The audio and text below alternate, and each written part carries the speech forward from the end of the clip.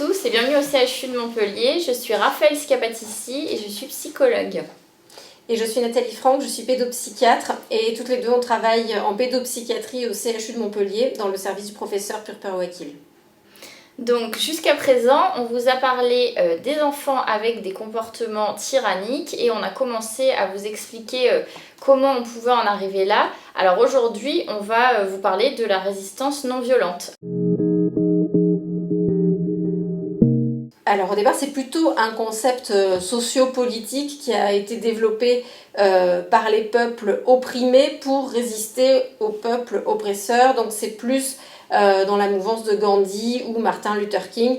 Ce sont des approches pour dire si on ne peut pas lutter par la force parce qu'on est plus faible, il faut quand même résister, on ne peut pas se soumettre. Donc c'est quelque chose d'un peu intermédiaire. Donc là, dans ce contexte-là, ce sont les parents qui sont considérés comme le peuple opprimé, ou en tout cas celui qui doit résister le plus possible face à l'enfant. Donc ça, c'est le contexte géopolitique, on va dire, et ça a été repris sur une technique de psychothérapie par le professeur Haim Omer, qui est professeur de psychologie à Tel Aviv, et qui reprend cette technique dans son programme destiné à la prise en charge des enfants violents.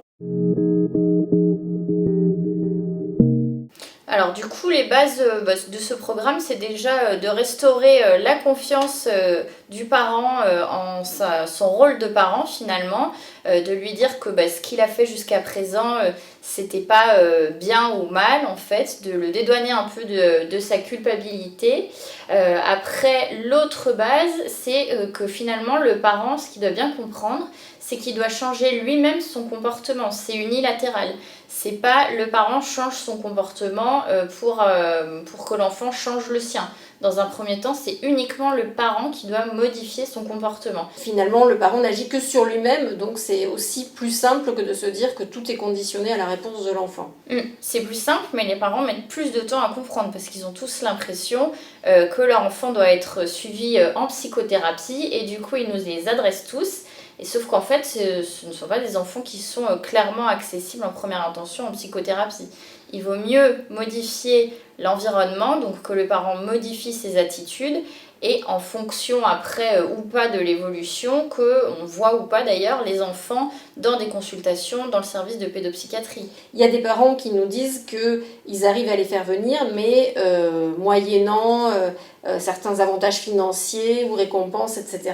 Et ça, c'est pas constructif non plus. Quand on fait une psychothérapie, même pour un enfant, c'est qu'il y a quand même une motivation au changement et c'est pas juste pour se faire rembourser entre guillemets le déplacement jusqu'à nos services. Donc si on travaille sur les enfants, finalement, c'est pas si grave. Il faut quand même commencer par le parent avec l'objectif peut-être de s'occuper des enfants quand les choses seront plus posées, on va dire. Alors l'idée, c'est qu'il ne faut pas chercher en fait à vaincre son enfant, mais plutôt à persister en fait avec les stratégies qui vont être proposées plus loin dans le groupe. C'est pas un combat contre son enfant, c'est en fait tout le système éducatif qui est revu et juste le parent qui doit persister dans ces changements de comportement.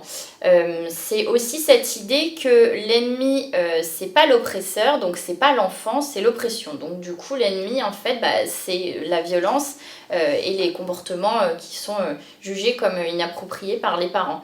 Et la dernière chose, qui est peut-être la plus importante, le grand principe aussi, c'est qu'il faut battre le fer tant qu'il est froid. Ça veut dire que toutes les stratégies qu'on met en place, on les met en place de façon différée. On ne les met pas en place au moment où il y a crise de colère ou ce genre de choses. C'est toujours à froid et toujours différé. Le problème, c'est que certains parents sont tentés de mettre les stratégies en place quand la colère commence à monter. Et si on fait ça, ça fait finalement retomber dans les schémas d'escalade de la violence et on peut aller vers des comportements violents plus graves. Oui, qui peuvent même mal se finir parfois, puisqu'on en va quand même régulièrement aux urgences sur des crises très importantes.